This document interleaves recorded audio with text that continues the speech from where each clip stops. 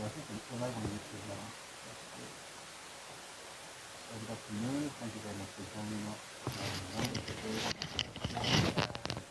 sure that you do have a different kind of Tuesdays and Thursdays, we have a different kind of sites to the person. Alright? So today we'll be listening to something from the Sweet Old's work on YouTube channel. So we'll be back on. Listen to something from Socio-economic on YouTube. That's the YouTube channel. This one is called Unity of Domination, the Beating Agenda Behind Identity Erasure. So two parts video, but one is quite short, the other one is a bit longer.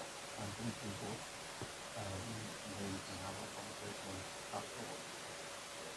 Please, if you're on TikTok, regardless of using on camera, it's important that it's important that we start up, right? Because that's the way important. I'm sure you understand. So please wait for our target to share. 1 second. About the top I'm on this one.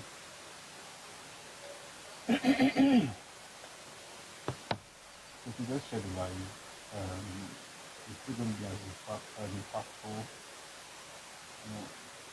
conversation and all. I don't feel like this one. So this is actually in response to a video of someone that goes into because she reached a while back. This particular video is a reaction to that and interesting in the topic. So folks on YouTube, thank you very much for joining us. Please like the live. So that we can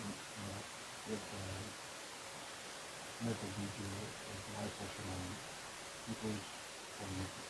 Right, so please let's do that. Alright, so here's the video. Here is the video like Unity of Domination, Beating Agenda Behind Identity Erasure.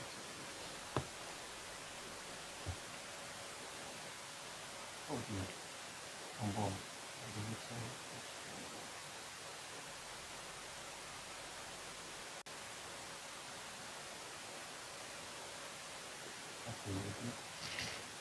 Alright, take a listen.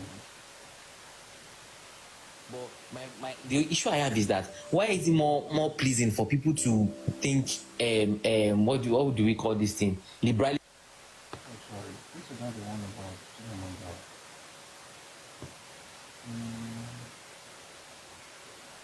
just a listen. I think this is one I'm interested in.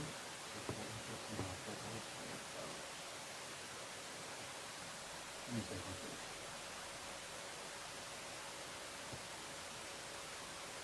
Oh, down on the foot, down on the finger,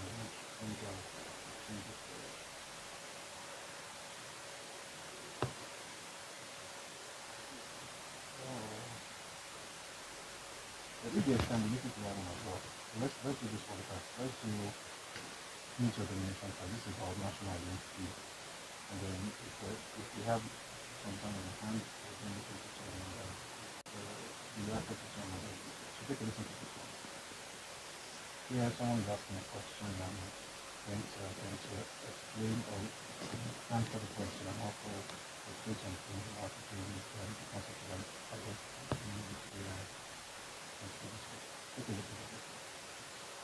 But the issue I have is that why is it more pleasing for people to think what do we call this thing? Liberalism is more interesting than, let's say, pragmatic pluralism. I'm not even saying being conservative, but there's pragmatic pluralism, and that's how a society works. That why is it that the whole Pan-Africanism, Pan-Nigerian, let us be one Nigeria is more appealing to people's sentiments than a united Nigeria in that context? So that's what I really want to have answer to. And if there are people in this space that still think like that, like, why do you people think that's a better thing? Because if assuming we've not done it before now, and that's why we are not progressing, I will be able to say, okay, you have an argument.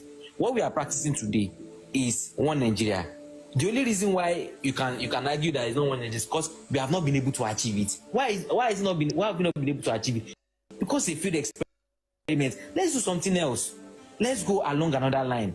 why it is difficult for people to think that way. You are doing something is not working and you're not trying the alternative is something I really don't understand. So if there's anybody maybe listening and have a very good reason to why it is more appealing for you guys to keep trying something that doesn't work over something that actually we've seen it work in different places. So yeah, that's just my submission this afternoon. Thank you so much. Thank you very much for that. So I have two answers. I have two answers, but I think there may be more. So other people could also contribute to it when it's their turn to speak. Number one, I think, is Hollywood. Right. So for some very weird reasons, we look at life through the lens of America, which is actually quite interesting because America shows you what they want you to see, not necessarily what is happening there. So what we do basically is that anything that's happening, we say, oh, America does it this way, which is one of the mistakes I think we made in 1979 by copying American presidential system. It doesn't work for a country like Nigeria. The best thing it wasn't perfect, but what we had, before Iransi was actually a lot better than whatever it is that we've been practicing since then. So number one, of course, is that we tend to think America has it's the without understanding the history of America, without understanding the uniqueness or the peculiarities. Please mute. Without understanding the peculiarities of America, we just say, oh, we want to be like America. My question to people that always talk about this American thing is this: would you want to be like Native Americans? Would you want to be restricted to a place called reservation just because the people who came have already taken over the entire place, and having taken over that place, in fact, let me even tell you something. We even assume this thing about, his residence. Even that was not the way it started. In the beginning, it was very, very ethnic. And I've said this several times. The opening up of America that we see right now is not even up to 70 years. The real opening up that we see with everybody being able to flock in the way they are right now actually started in 1965, recently. Before then, it was for the people who conquered the land originally, which would be why the people who are connected to the land ancestrally are the ones who have now been put in a place they call reservation camp, or reservations all over the country. Nigeria is not a settlers colony. Nigeria is made up of ancestral spaces. The people of those spaces have a right to determine how it is. Being in one nation does not mean they lose their uniqueness. Protect every day with that. Germs always find a way back. So disinfect your kitchen. Sorry about that. We have there's a little just a second. Their uniqueness. And you see it in Spain, you see it, but I like to use UK a lot. I use UK intentionally because we were colonized by the UK. The UK that colonized you, they understand the fact that you have different ethnicities that make up the country, and then they structure themselves along those lines, which is what any sane person would do, because you don't want to be like a threat to the owners of the land. You know, if you are sane, what you usually do is this: when you get to a place that's not yours, you find a way to share joy and mobe. But if you don't have sense, you go everywhere telling them that they should change things to make you happy.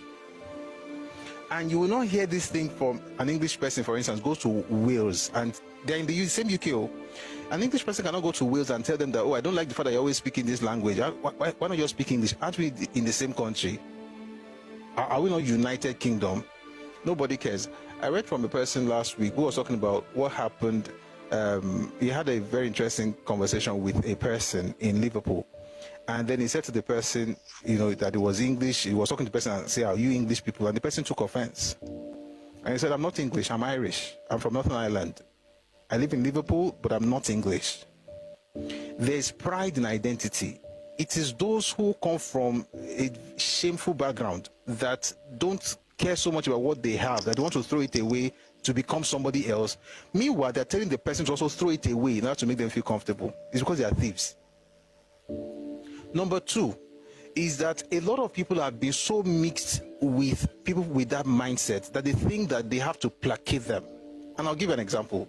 If you have a lot of friends from the Southeast, with all due respect, most times you're going to look at them and think that they are hated, or they are being victimized, or they are being marginalized. And it's not because that's the reality, it's because that's the rhetoric you've heard over and over again. some people erroneously think that Azikiwe's greatest achievement is Pan-Africanism. I'll tell you this. Azikiwe was not a Pan-African. He wasn't. It was just rhetoric. It was just a narrative that worked. It was fantastic branding, by the way, and I respect him for that. He knew how to brand himself. But that's not really his greatness. His greatness was actually the art of propagandizing. Azikiwe was described in 1960 as the first consummate propagandist in Nigeria, and I believe that to be true.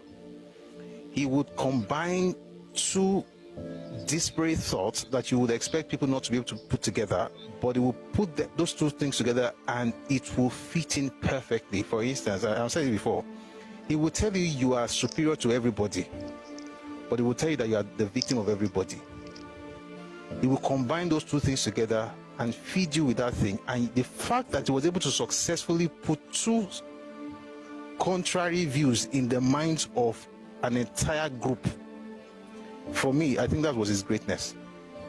And what he did was what Achebe did. It was what Ojukwu did. It's what Nnamdi Kanu is doing. It's what Ekpa is doing. It's what all of them do. They will tell you you are better than someone. Say I'm being unfair. You have not studied this man. I say that the things I can say, because we also want to make sure that we're not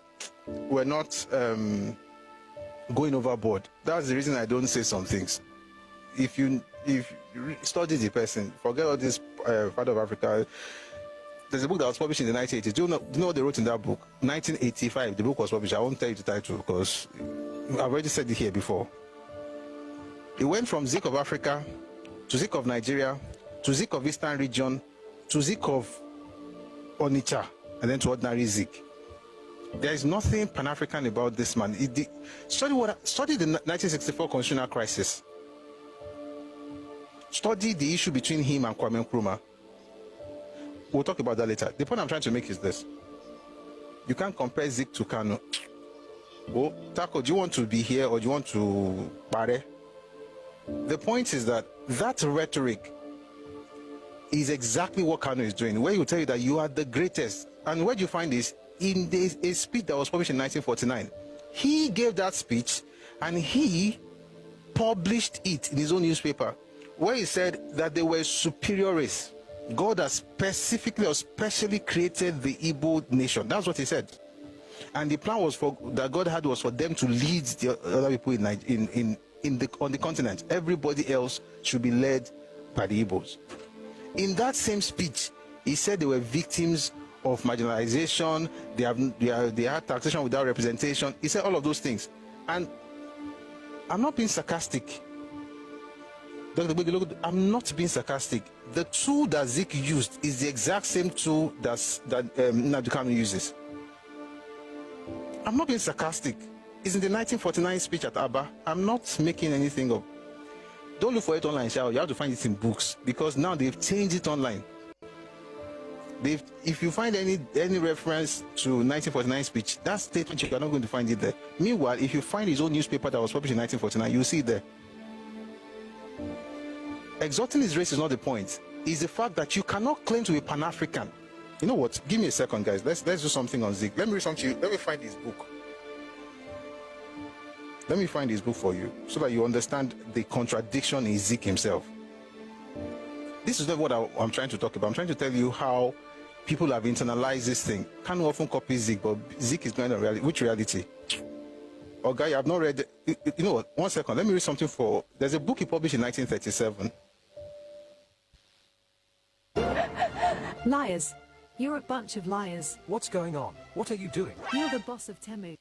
You know what? 1 second. Let me read something for. There's a book he published in 1937.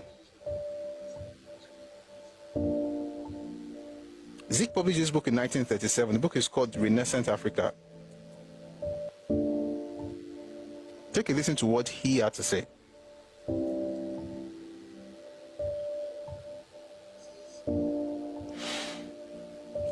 Ẹkáàbọ.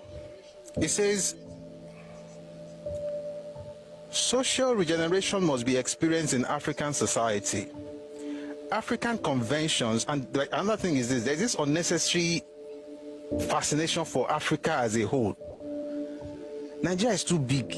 But no, they want one Africa. Meanwhile, there's no one Igbo. Just take me.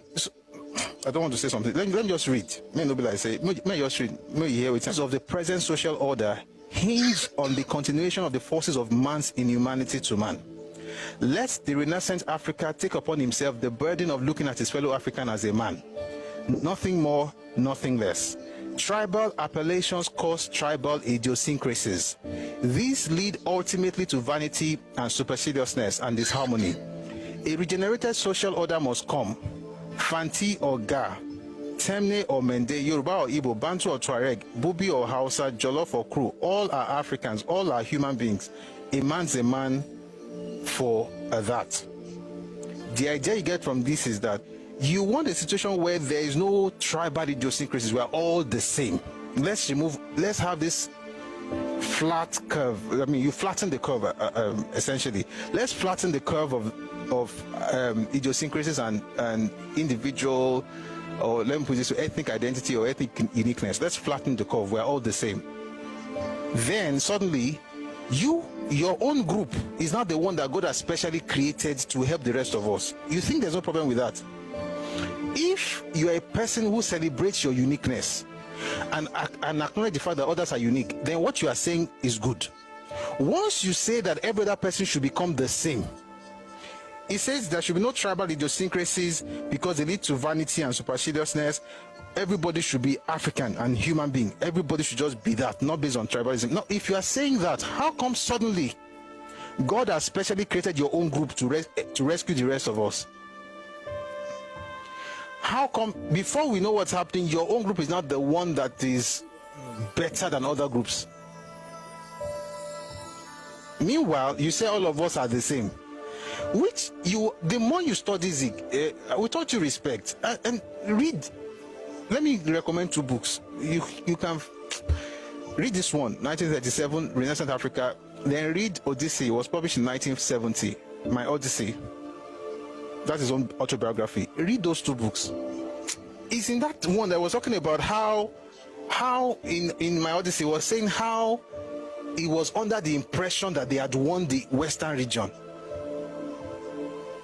And then the fact that they was not allowed to win now means that the Yoruba people are tribalistic. He did not say they won, no. He said they were under this was his exact words. He said himself and NCNC were under the impression that they were going to have 40 seats out of 80 in Western Parliament in Ibadan. This was in 1951. I was under the impression.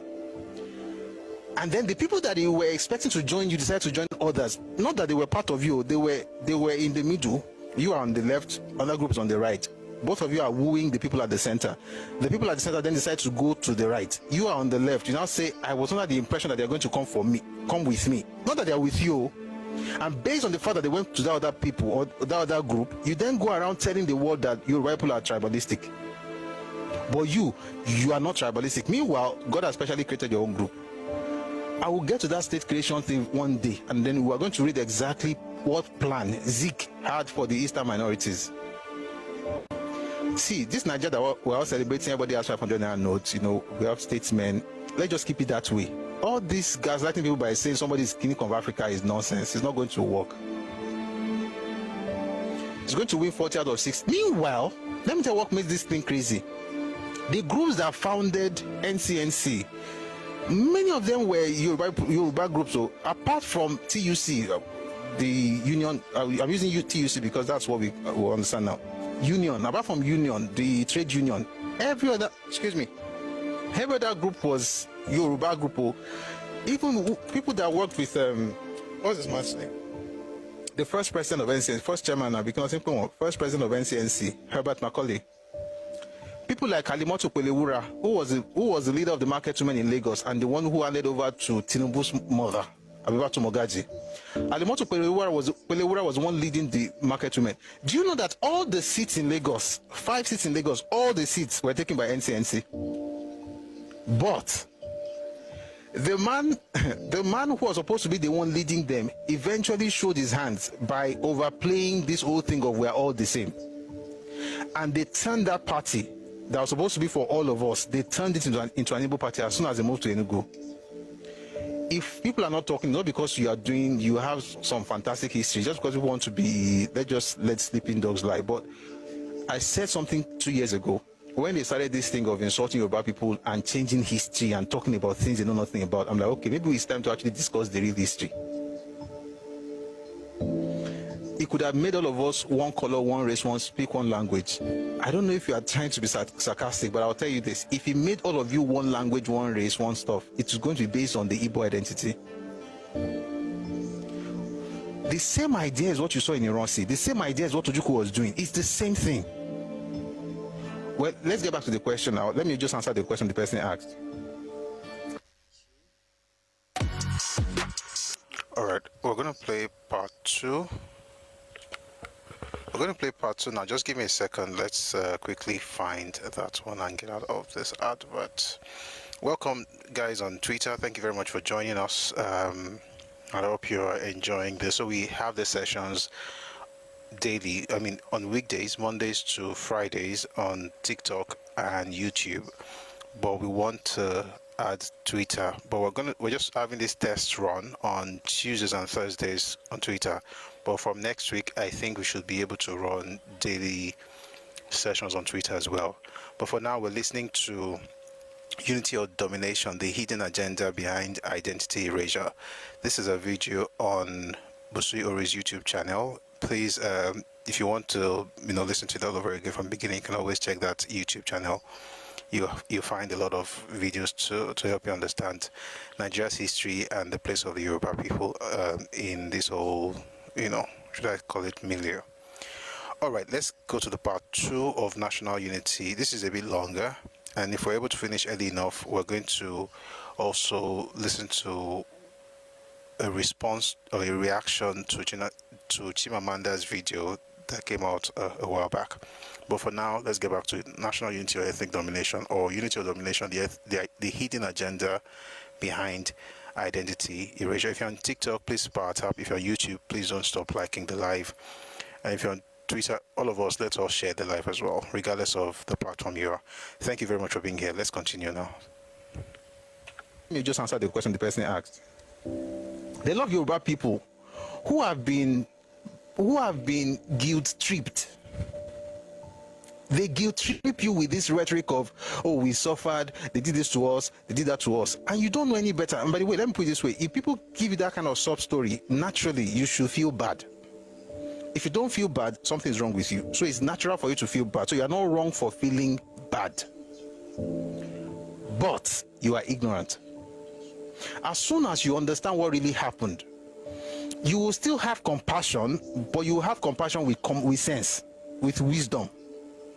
For instance, a person cannot come to your house and, in the name of compassion, eject you from your father's house because the person has a problem with accommodation. So now tell you stuff until you now vacate your house and say, just come and stay there. Your own children, now put them on the streets. That's compassion without wisdom. You hear numbers. Oh, can you call number of people died? Can you call number of people? Can you call Nigeria did this to us? You don't know why. And because you don't know why, they can easily guilt trip you. Why do people hate me on social media? It's not because what I'm saying is a lie. It's because you are taking away the power they have. The only power that was given by certain people's elders is the power of victimhood. And once you have victimhood, what do? You weaponize empathy. Once I come to you to tell you that, see what they did to me. And if you see any group in your life, and I'm talking generally, any person in your life who has never ever been wrong, run away from such people. In real life, or forget even politics, anybody in this life who always talks to you about what people have done to them, they will never take responsibility for anything. Run away from them. You know why? They will do it to you. And that's what happened to Victor Banjo. I watched a video yesterday. An elderly man, grey head, he spoke. You know they are on me. Not based on information. Ojukwu said, and it became gospel to you. Ojukwu, grey head was around. That's why I said, Agba Okogbo. Agba Okogbo. You expect wisdom from grey hair, and that's the normal thing. But the person who is talking may not be necessary. And I'm not even mentioning anybody's name. Some people have grey hair, but it is well. Let's just put it that way. Agba Okogbo, aged, but the person opens their mouth to speak, and they're telling you Ojukwu said, therefore this must be it because Ojukwu said it. Not based on, that's why just because a person is old and was there doesn't mean they know what happened. No reference to anything, nothing like I was there. If you were there, I would listen. You were not there, you were just listening to what Ojukwu said, and based on that, I should believe you. Say waiting happen now. They will tell you these things, and we've been hearing that since we're growing up. Somebody said, you feel bad, as you should. You should feel bad. But guess what? You should also try and fact check what they're telling you. Is it true? And this is apart from the fact that some people are, because of marriage or whatever relationship, you marry somebody, now your brain, the chemicals in your brain have now changed. You can't think properly again because of your bed. Like, you can have brain and still have your bed, whatever. If you want to marry anywhere, marry. But I mean, think. I'll put it this way, majority of what you hear from the Southeast in terms of history is absolute lie. Download Global, order from your favorite restaurants in town, and satisfy your cravings. Global, order anything, we deliver in minutes. I'm saying it.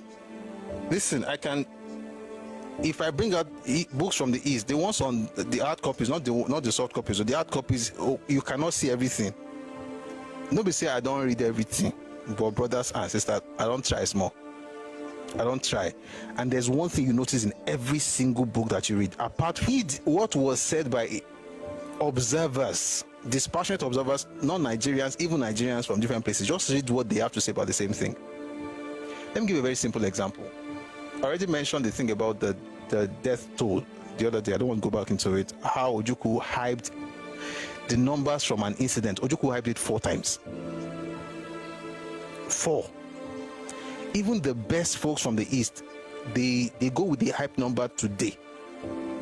The hype number, you'll find it in Frederick Forsyth's book, Biafran Story. You'll find it in, what's this man's name?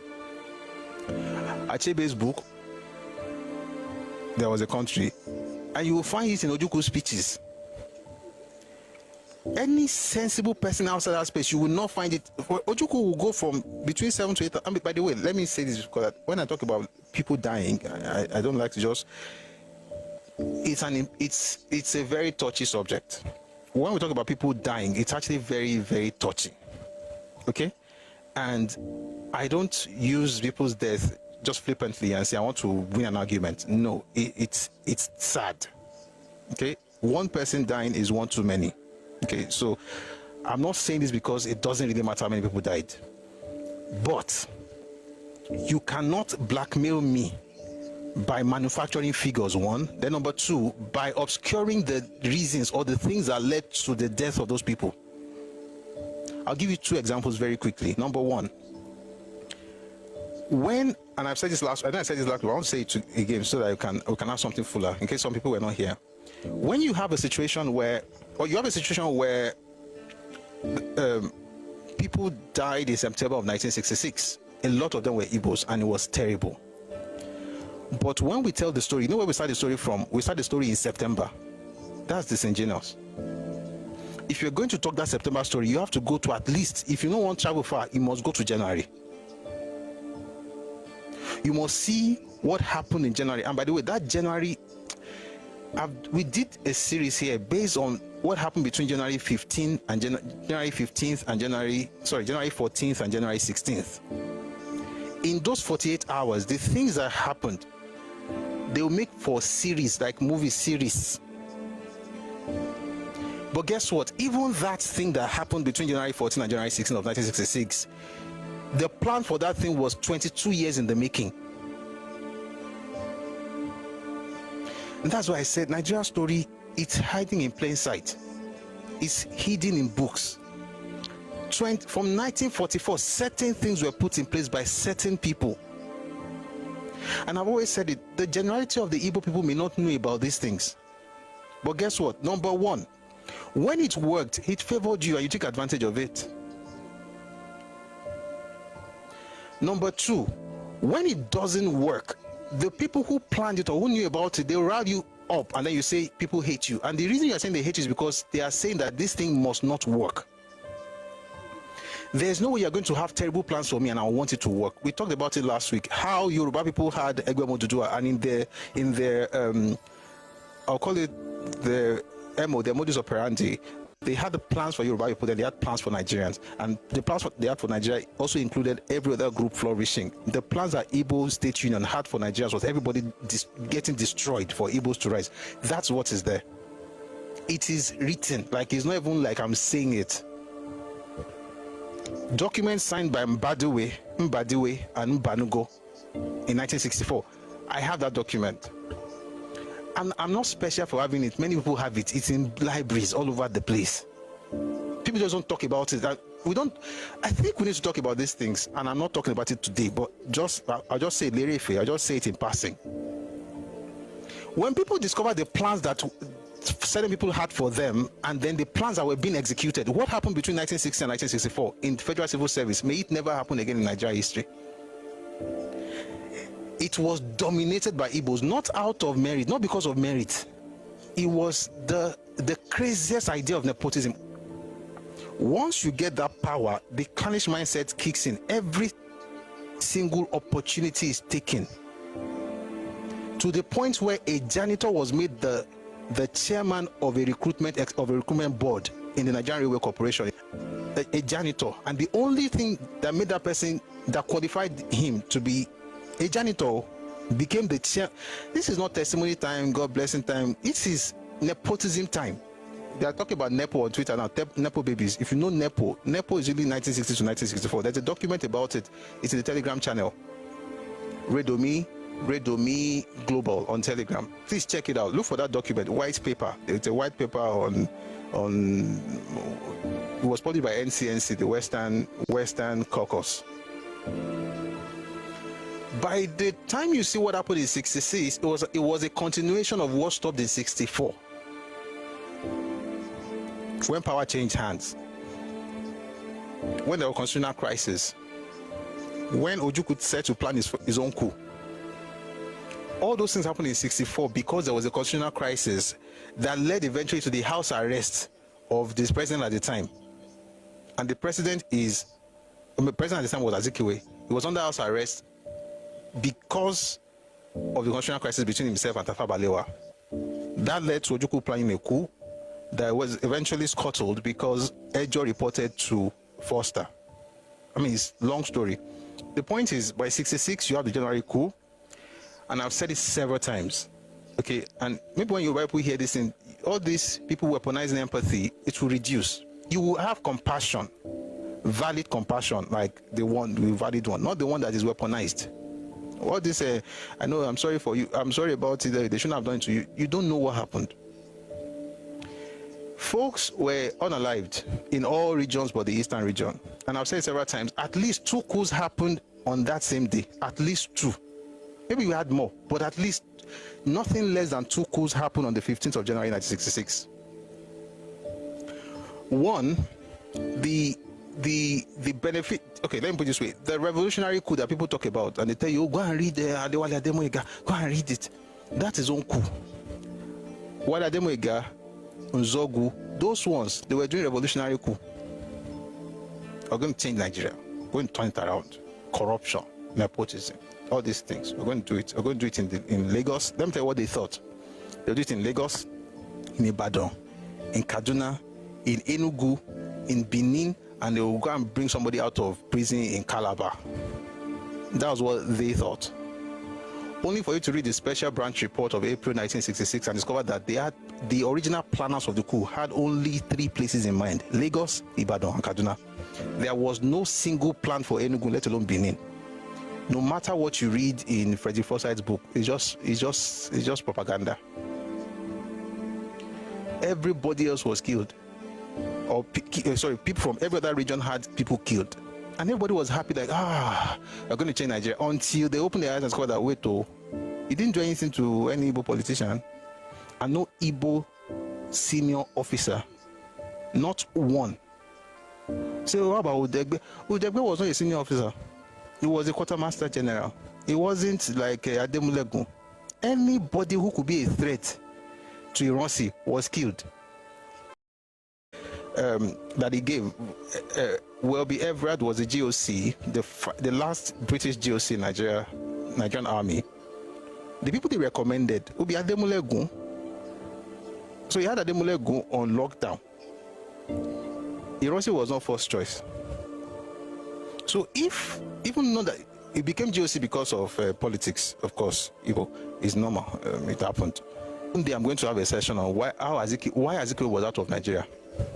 Azikiwe was part of the entire plan. How do I know? Even the meeting that led to Ironsi becoming the head of state, Azikiwe was in the meeting, was on a call. How do I know? He said it. January 16, 1966, while everybody was doing stuff in Nigeria, Azikiwe was telling the world that we have a new sheriff in town, even though Nigerians don't even know until 11:50 p.m. We'll talk about all of those things some other time. But where I'm going is this. In order to discuss what happened in September, you have to go to January. So January, they unalive everybody. People were now looking at them. They did what they did. Taunting people, insulting people, just like they do on social media right now, insulting the hell out of Hausa people in Hausa land. Those ones now got angry after. I've talked about this thing like a million times. If you don't know what people have done, just be watching or just try and study. But let me quickly, this question, the answer don't be long. January, they unalived, all the people they unalived. Everybody was calm. They didn't do anything. Igbo man became head of state. So what you see basically is that everybody who died was all the major people, apart from Unegbe, all the major people who died were not Igbo. But the people that benefited were Igbo. Right? Victor Banjo, who helped to organize things, was sent to prison. In fact, he was going to be killed on the 17th, on Monday, because Oga became head of state on Sunday. I've never seen that kind of thing before. Became Oga on Sunday. By Monday, they already were going to kill Victor Banjo, but somehow somebody was in the room. All these things, we've done sessions on it before. Somebody was in the room, they now sent him, eventually Shah got in prison. Do you want to know how to turn $500 into $2,000 in just a few days? It's very simple. Eventually Shah got in prison. All the advisors to Ironsi, all 100% Igbo. The ones who were going to change Nigeria were doing revolutionary coup. Those ones did what they. What kind of human being is this? How about Ironsi's ADC? We're talking about advisors, you're talking about ADC. ADC is just like your PA. Are you okay?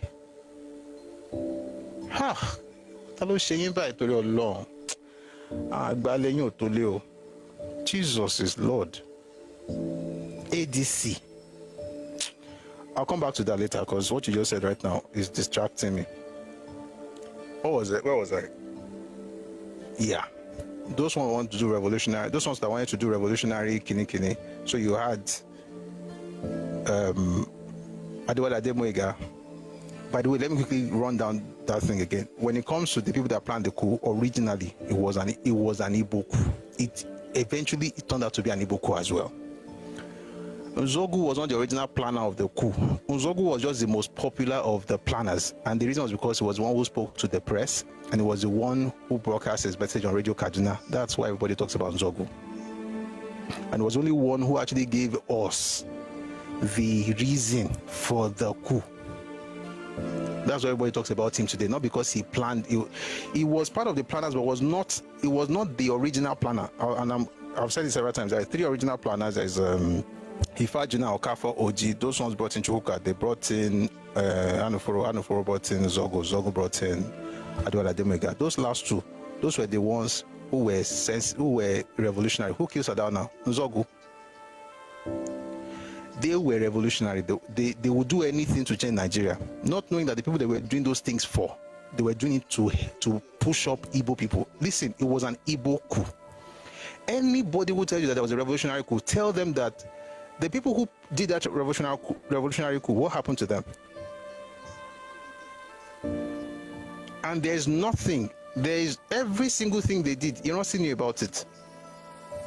Before it happened though, not after. That's why I tell people, Iransi did not stop any coup. Iransi was part of the planning and took advantage of it. And I can tell you the books to read.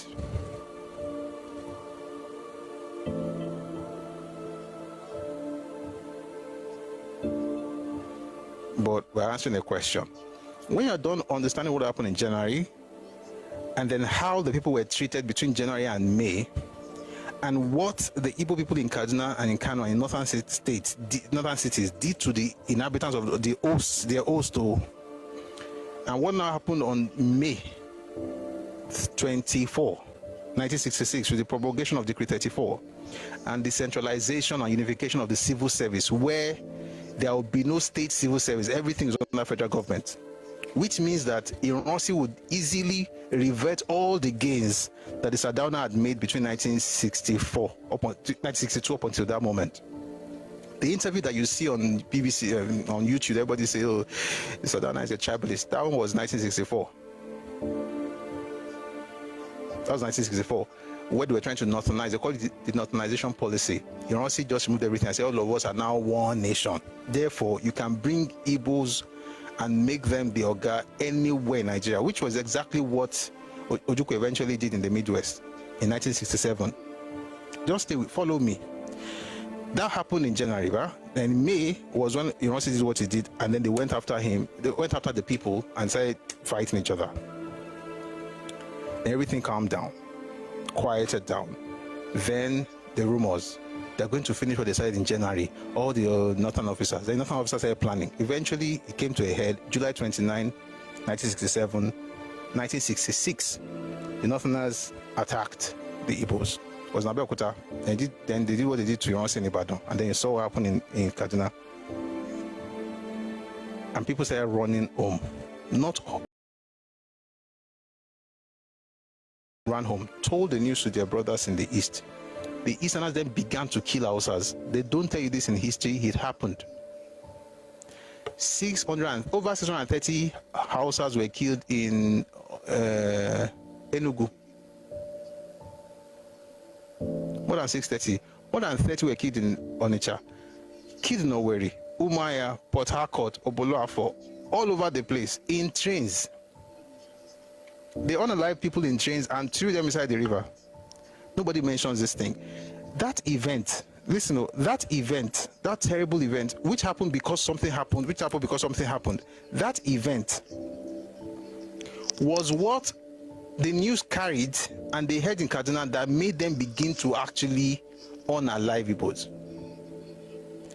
If you don't understand the way it happened, you just go straight to they killed you. They are bad people, they are terrible people. They are terrible people. They don't they did this to you. They don't tell you what happened to the northerners in the east. History has forgotten that some of them lived there for more than 30 years before that moment and they were still unalived, sold into slavery. In 1966, that of the 2,000 people on the train moving from the east to the north in 1966, all the adult males were unalive, were killed and thrown in the Imo River. Nobody mentions these things.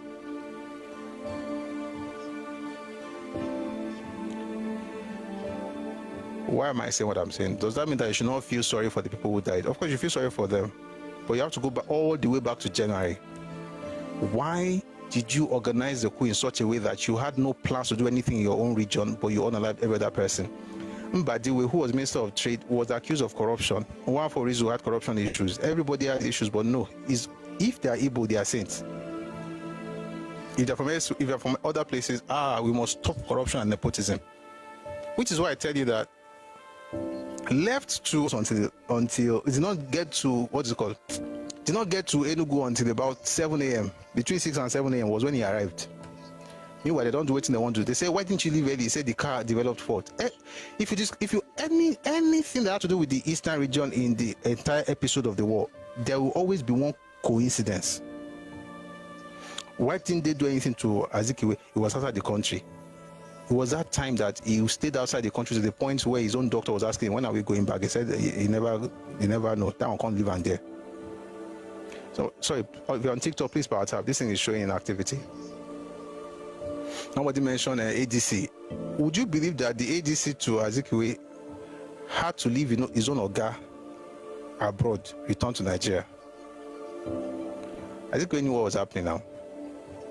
Oh, why didn't they do anything to Michael Okpara? Oh, there was Archbishop Macarius. He was available at that. He was around at the time. My question is that, was he around forever? Was it not just for a few hours? After he left, what happened to the man? Oh, what happened to see how come when they were killing all the officers, they didn't touch him? At the time, this is true story, by the way. At the time, the people who were supposed to unalive him were going to his house. That was the exact time he was leaving the house. You will believe that until you read the book Nigeria's 5 Majors.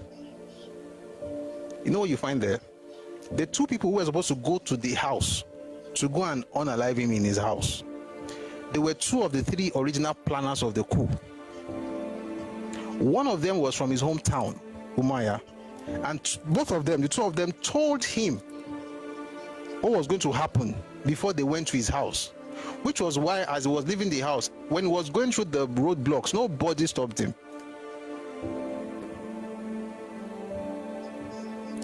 That's the most important thing I found in Ben Bule's book, which makes sense when you now read the way we struck. When they asked Okafor, what happened to your own assignment? He said he doesn't know. They have taken all the men that were supposed to work for him.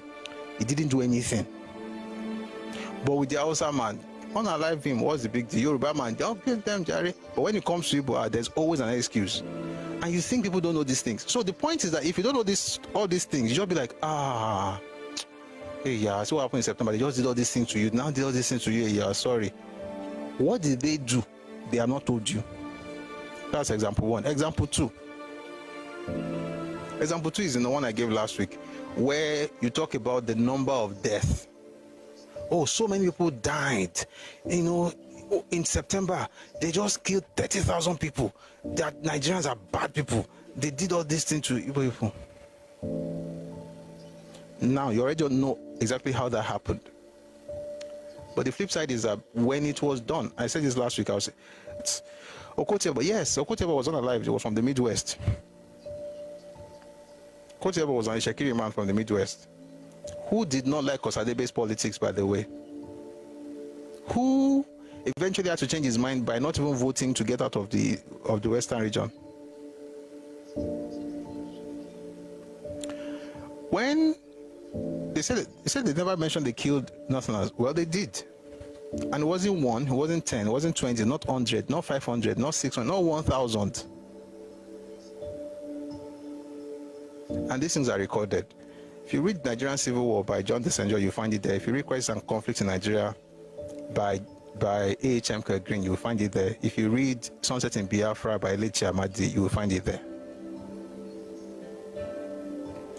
And if you have that single story, there is no way you are raising sensible human beings. All your children will be dumb, because they will constantly look at themselves as victims. And once you have victims for kids, you are raising dumbos. They can be professors, but they will lack critical thinking because they cannot take responsibility for anything. Once something happens, it's like, oh, they did something to me. They did something to me.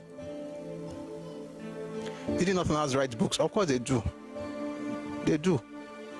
You can read let me give you one Northern book. Go on, the autobiography of a soldier statesman by J. Isawa Elaigu. That was a Northern book. And then you can read, since you asked for Northern books, read Beckon to Serve by Shehu Shagari. That's a Northern book. And you'll find some of these things there. You have to piece it together from different books. So Northern is also right. And I've given you 2 now. Let's deal with 2 first. Oyinbo writes, Northerners writes, Igbos Gogon, they write. Just that for the Igbos, they don't do anything wrong. There's no Igbo book, none, that I have read that you're going to find the information. None.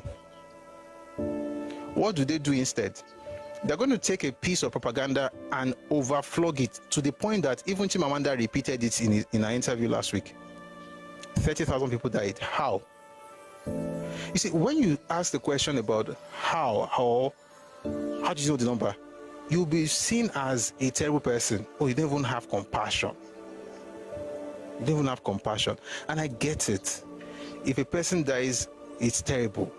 But you can't be using numbers to play games. Say everybody's writing was right except Igbo. All Igbo's books are wrong and intellectual. All right, I think I should mute you now. You're not being smart to what you're saying. You know what they call omissions? You know what they call omissions? When you intentionally omit certain details just to be able to drive an agenda. That's what Igbos do in their books. And I'm not saying there's no truth in what they're saying. I literally, if your ears were working, I literally just quoted Bengbule. Bengbule is not a Yoruba man, he's an Igbo man. Nigeria's 5 majors, that's his book. But I said even then, you still see the thing where it will eventually go to, but it's not because you are Igbo. If you know the funny thing, I can tell you this, and I'm not even bragging. Ekenzi, I've read more Igbo books on the world than you have ever or you will ever read, because you don't look like someone that wants to read any book. I just bought one last flight. That book is this big. I've never started reading that book because I've read more Igbo books on the world than you. And I'm saying it without even knowing what you have read, because I've heard you speak. And I know you have not read those books. The truth of the matter is this: when you read the books, it's not like everything there is wrong. Of course, they are true. There are facts there. But what do you see? You see the one who is trying. All of them are trying to drive an agenda, and the agenda is that don't call it an Igbo coup. That's what all of them are trying to do. All, not all. All. I know the funny thing. You guys who get angry about these things, you have not even read the books they wrote. That's the funny thing. You have not read the books. You just don't like the fact that I'm saying what I'm saying. If Frederick Forsyth, Tino Achebe, Alexander Madebo, even Ilogbolam somehow omit everything you see in Nigeria, the Nigerian Civil War by John Desenjo, in Crisis and Conflicts in Nigeria by A.H.M. Green, in Record to Serve by Shehu Shagari, Tragedy of Victory by Godwin Alabi Sama, Gowon, the autobiography. Those details about what happened to the Northerners, you don't see it in their books. Do you think I would take those books seriously? The agenda is to say that we were the victims of everything that happened in Nigeria. And anybody that sells you that narrative, even in real life, any friend that you have who is always the one that people are doing something against, run away from them. Very soon, you'll be the one they're going to be telling the world that you hurt them. That's why there are certain people in my life, I just, from afar, I'll be greeting you and be blessing you. I bless you. If you see anybody who is always a victim, don't be friends with them. They will get you in trouble. Nothing you do in this world, they will not take offense. You can be talking about biscuits, they'll be like, are you saying it because we are starvation? Is it because of the starvation that you are now using biscuits? Oma one consielese lórí pé inú dídùn ọlọ́rẹ̀ tó ní gan ṣe ọmọ aṣọ di nǹkan mímọ́ lọ́wọ́. Why are you talking like that? Is it because of the invasion of Onitsha? You are talking about crossing river. Maybe you are trying to, let's say for instance, you are trying to get on a boat in going from maybe VI to Ikorodu. Let's say, that's how those soldiers crossed River Niger and came into Onitsha and killed people. Nothing. They will find a way to connect it to their pain, because that's the currency they spend. Pain. And I'm going to finish what I was saying before Kenzie wrote what he wrote in the comment section. Let me say what I was saying. I will finish it. When we talk about people died. But the people who died, their own people also killed people from the north. That's number one. Number two, the numbers that they give you is a lie. And the reason they gave you that number is because it will arouse something in you, that compassion.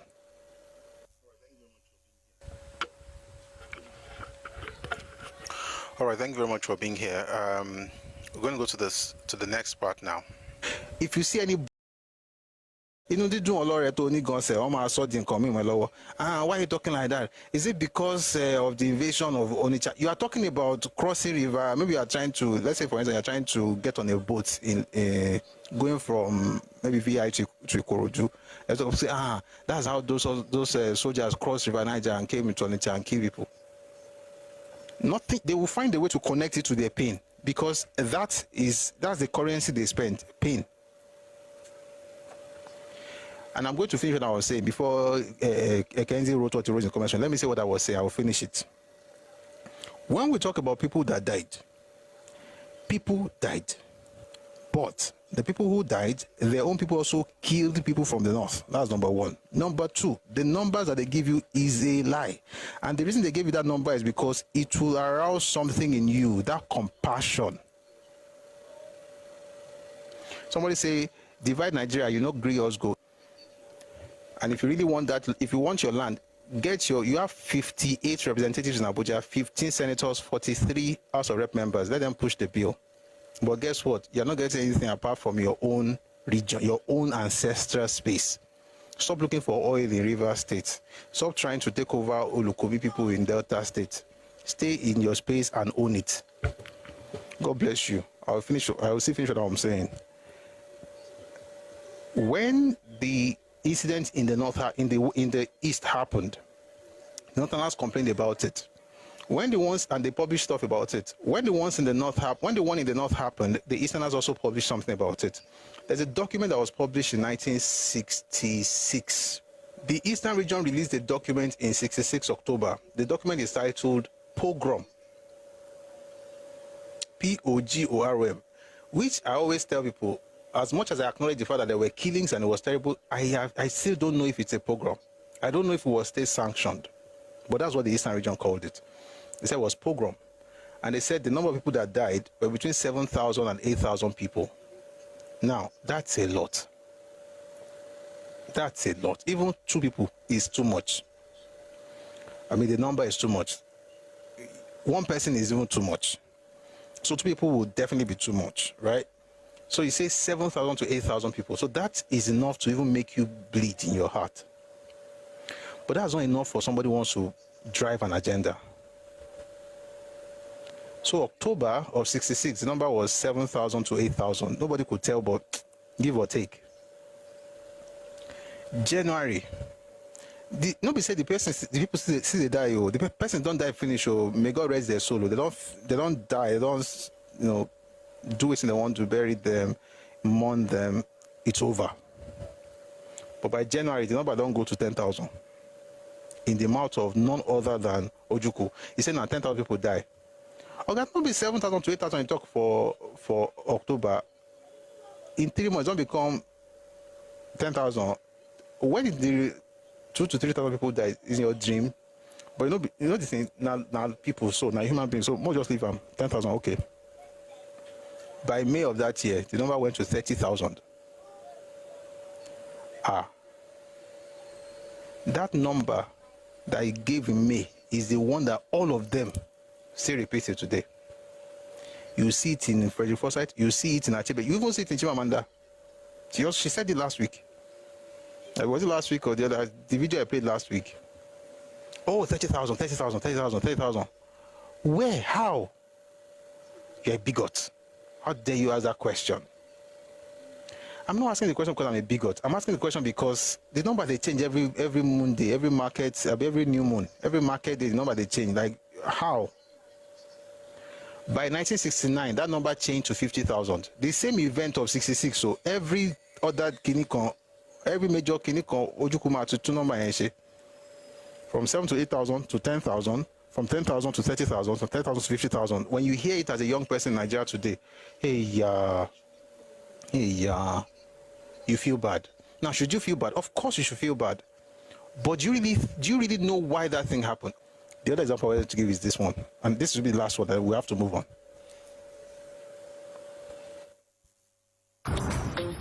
Power Oil, my choice.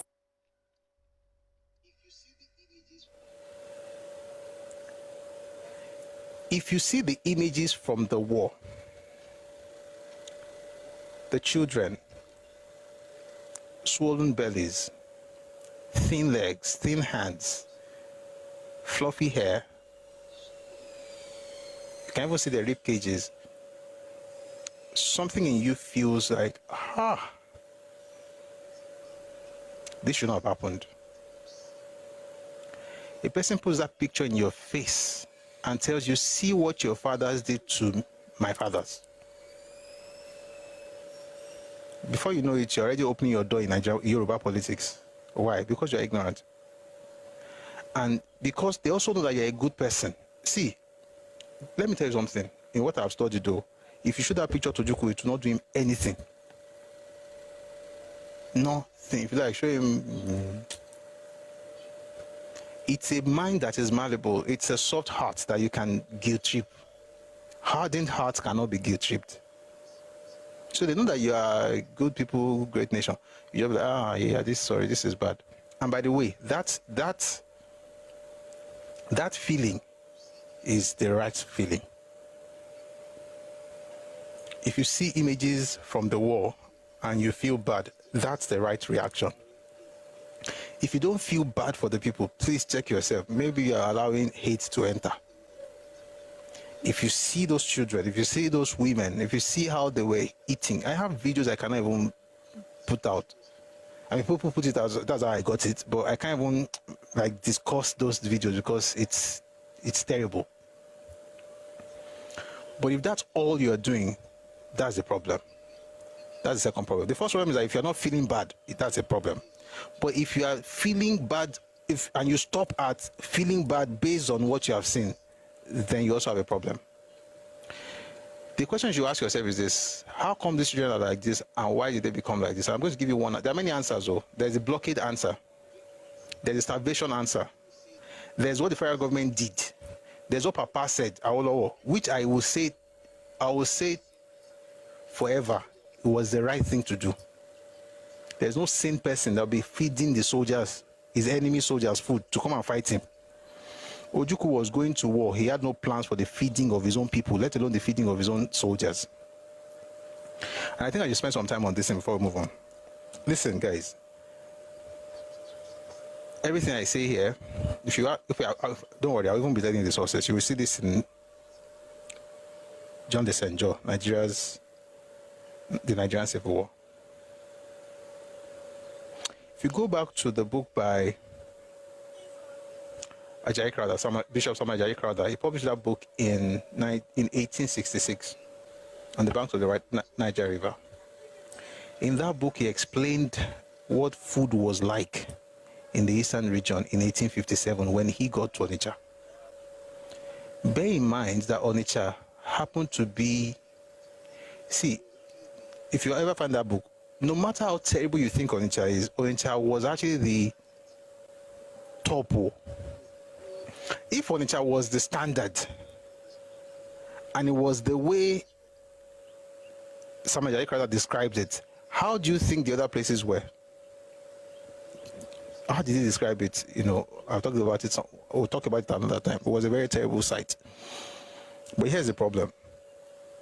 The eastern region, no, the Igbo land itself has always had a challenge with protein-rich food. Long before Nigeria, long before Igbo, they have always had a problem with protein. They are not known for animal husbandry. And I'm looking for a way to say it so it doesn't appear. I don't want to sound like we're insulting. We are discussing history, but I don't want to make it look as if I'm weaponizing history. So here's the point. You don't know for animal husbandry, then your land, you have like 3 issues with your land. Number one, it is too small. If you read the Willings Commission report of 1958, do you know what it said about the eastern region? It said that the land could not support them. The soil could not support them. That's what, no be me, I read it last week. The Willings Commission report of 1958 said the soil could not support them. So that means that you already have issues with feeding. Then with the protein stuff, why don't they have the food? A few reasons. 3. Number 1, it was too small for them. Number 2, most of it was not arable. Number 3, even the arable fertile land, no plenty like that. So arable means that you already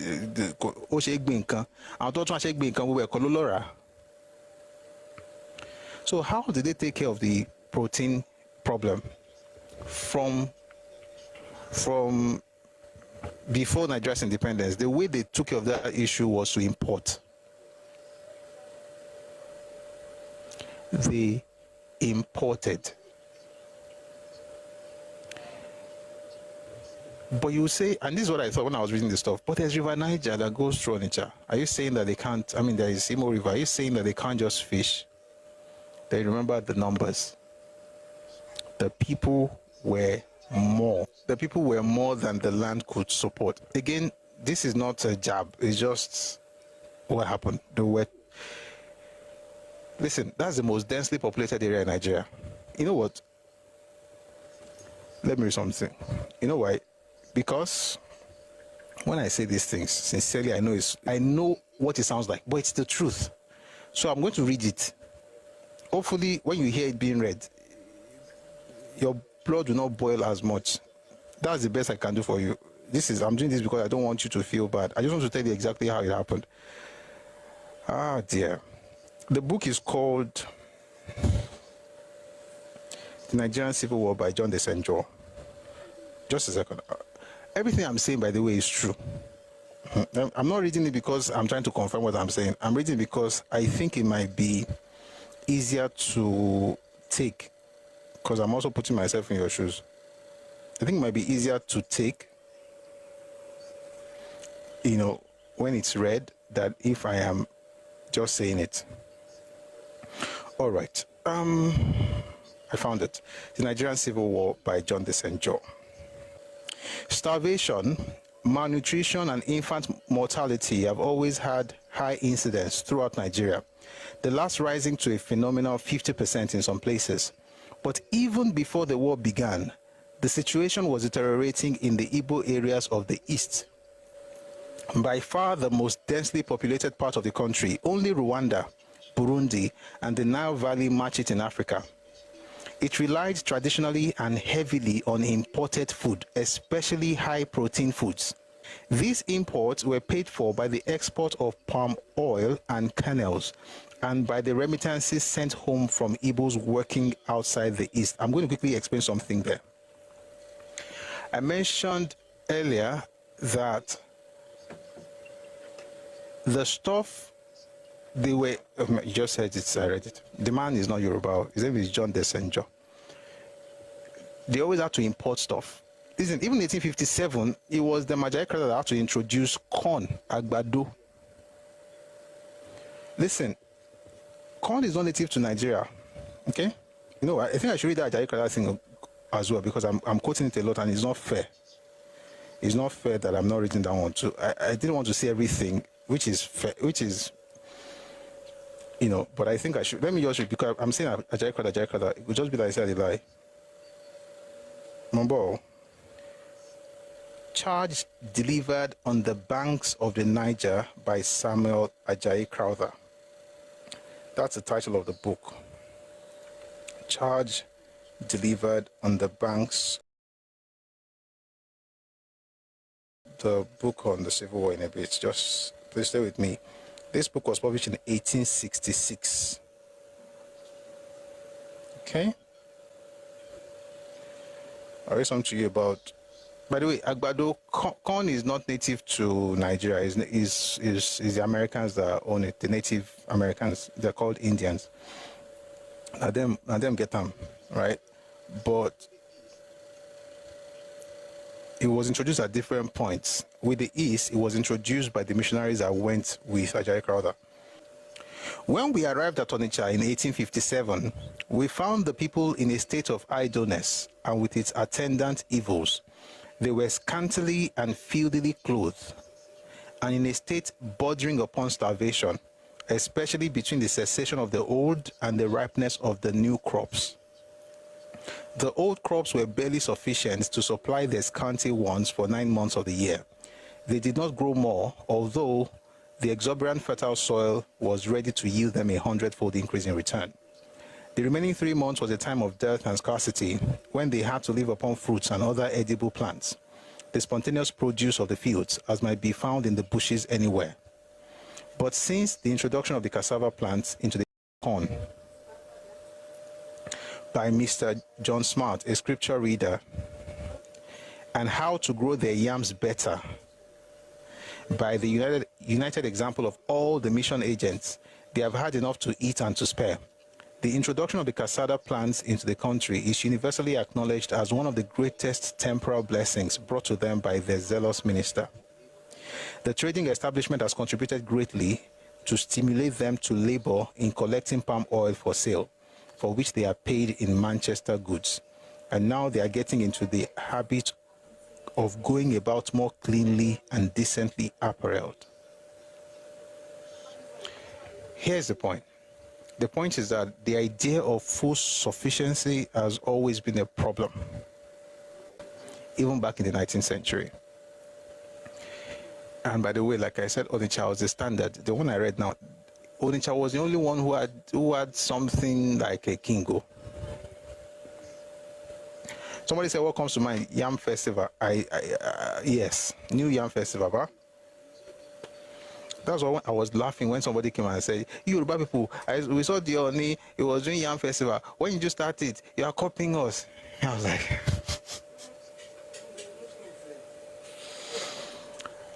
It's important to say these things, okay? But I think we play too much in Nigeria.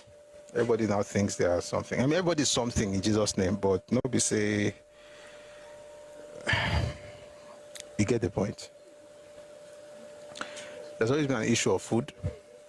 And then when you look at the Nigerian Civil War, the book, what it mentions here is that there are two ways of raising funds to be able to buy those things that they were importing. Number one was that they used the money they got from the sale of palm oil and palm kernel, which some of them there sold. People in Igbo land sold, but majority of the money for that was actually from outside Igbo land, but was in the eastern region, but not Igbo land. The other part was the fact that they had to repatriate money. What do you call this money? Remittances that we do these days, remittances. They were doing it back then. The remittances actually helped to fund the importation of high protein food into the eastern region before the war. Now, when the man then said every Igbo person should return, he didn't have plans for how they were going to work, and they were questioning him about it. He didn't answer them. They had questions about it. When you put all of these things together, it's called that a lot of the things that they needed would come from abroad. When he then said that everybody should return to the east, there was no money for that.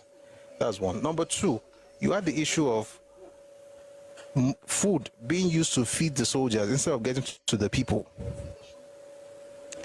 And then number three, I won't go very quickly. Number three, you have the issue of Ojukwu himself refusing to allow his people to get access to food. You find it in the letter by Robert Goldstein. It was written August 1968. That letter is in the book by Alabi Sama, but you can find it online. I think you can find it online.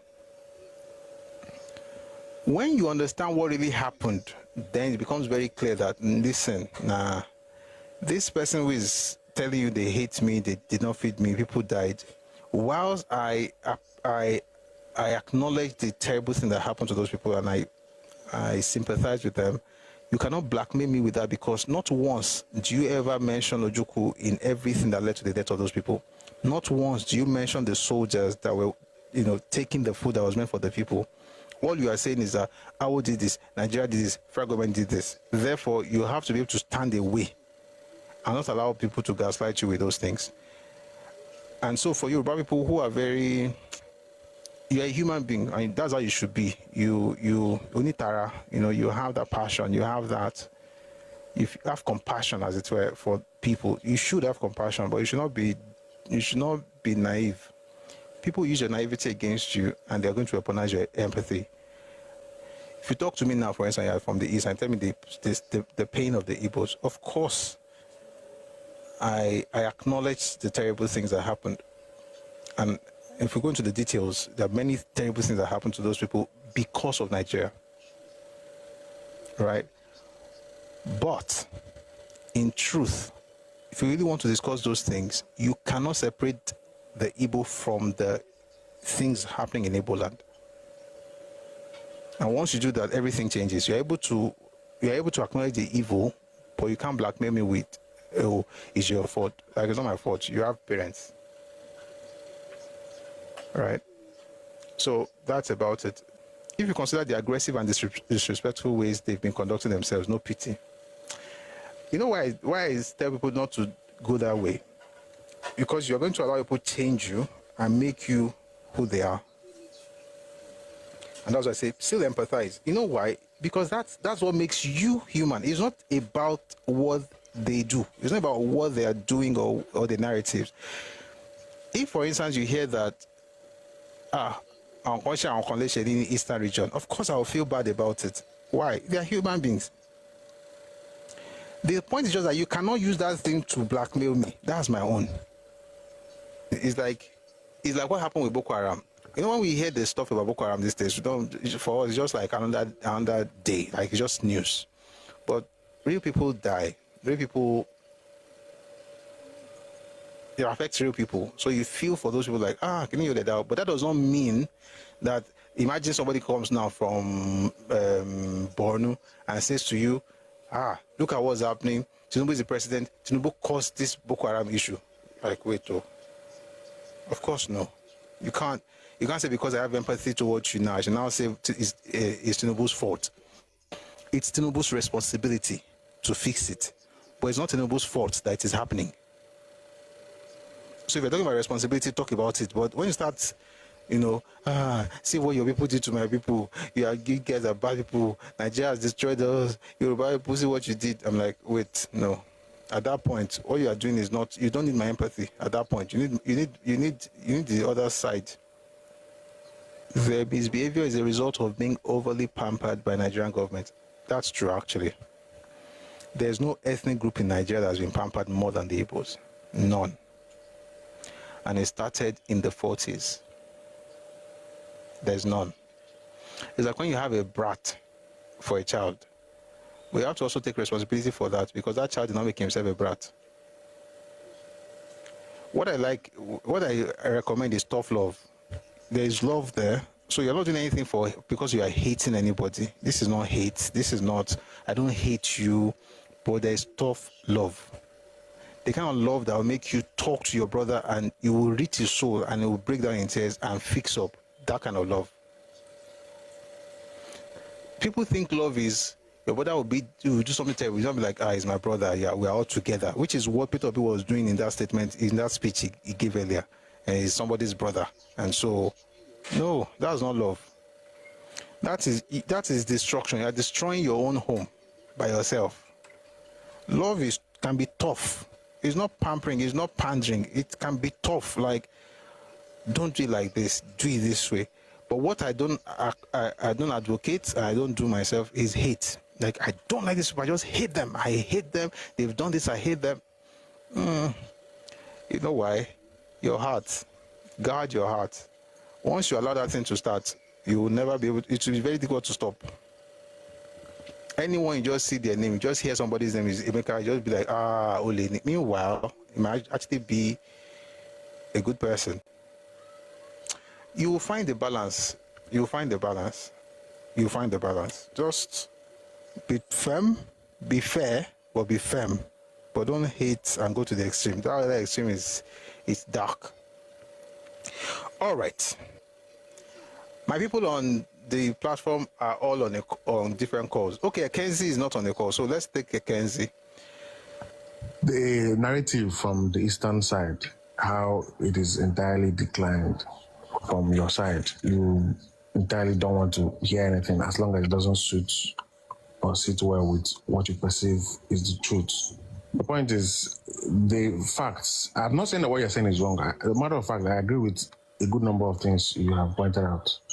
I've always had a similar view, even though I'm not going to make it very plain.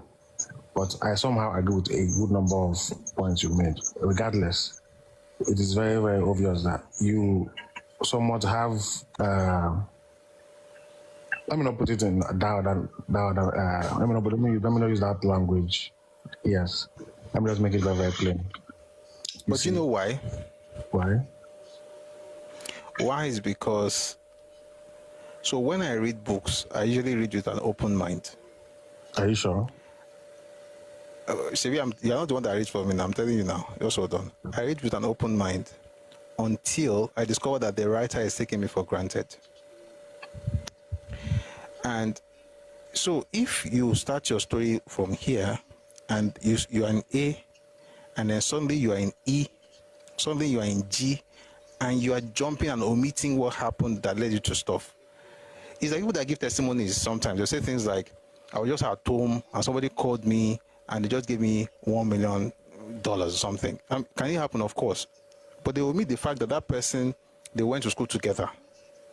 The details that can help you understand what they are saying, they intentionally omit it in order to make it more cause sensation, to make it more fantastic. So I'm not saying they are lying. I'm not saying they are always lying. They lie sometimes. It's true. They lie sometimes. But generally speaking, there are gaps. And it's intentional. You know why? Because if I notice the gap in this one, let me give you an example. The interview I listened to yesterday, the guy said, the man is an elderly person. He said Victor Banjo should have gone to Lagos. If he had gone to Lagos, would have done it. It was his fault, and he was saying that thing. That's exactly what I saw in Matt Diebo's book. It was after I read when I read A Break in the Silence, that I discovered the letter. The book, by the way, was published by his own sister. I discovered the letter that Ojukwu had sent to Victor Banjo while he was in Benin.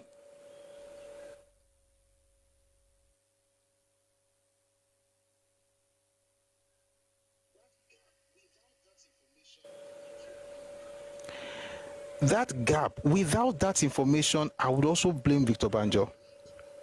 And the person who intentionally omits that information wants me to blame Victor Banjo, which means that they are engineering me with the book that I use my money to buy. Therefore, I start feeling like, why are you now making me feel like a fool? Let me give you another example. Read Achebe's book, There Was a Country. He said all kinds of things about Papa. Chief Awolowo. He said all kinds of things. And he said, he was quoted to have said, by the way, he's always saying somebody was quoted to have said. He would never say the person said something because he doesn't want to be like as if he was bad, but we know what he's doing. He said he was quoted to have said that starvation is a weapon of war. I cannot feed my enemies fatter so they can fight me harder. And then he said it was a terrible thing for him to say. And I say it wasn't terrible. The circumstances surrounding that statement, Achebe never mentioned it. Guess what? Awo mentioned it in 1983. I think I shared the stuff here the other day. Awo mentioned in 1983 what happened when he went to Port Harcourt and what he saw with the kids starving. The truth of the matter is that the children were starving while the federal government was sending food to them. And then he said, if they are starving like this, having kwashoko, yet you are sending food, but the food is being diverted by soldiers. And that's why I played the video here the other day. Look at the video when they all came to Lagos to surrender to Gowon. None of them had any problem with. Look at the way they look now. All the officers were well fed. So you now say, if you are diverting food, maybe we should not even be sending the food at all. They'll be like, oh, he hates Igbos. Were the Igbos the ones fight? Were the civilians fighting? It wasn't about the civilians. The civilians were not even eating the food when the food was being sent to them. That's one. Number two, none of them, maybe I've not, because I got to a point, I just got tired of the book. Achebe's book, Frederick Forsyth's book, they would not mention Robert Goldstein. And Goldstein was begging Ojukwu to allow food into the eastern region. Have you ever heard of that kind of thing? He said that the food, medicine, and milk were ready to be brought in, but Ojukwu said no land corridors. Why? Because that was the way he was able to, what's this English word? Smuggle weapons into Biafra. And then said no land corridor, they should bring it through the air, because through the air you could just easily just bring whatever you want to bring in.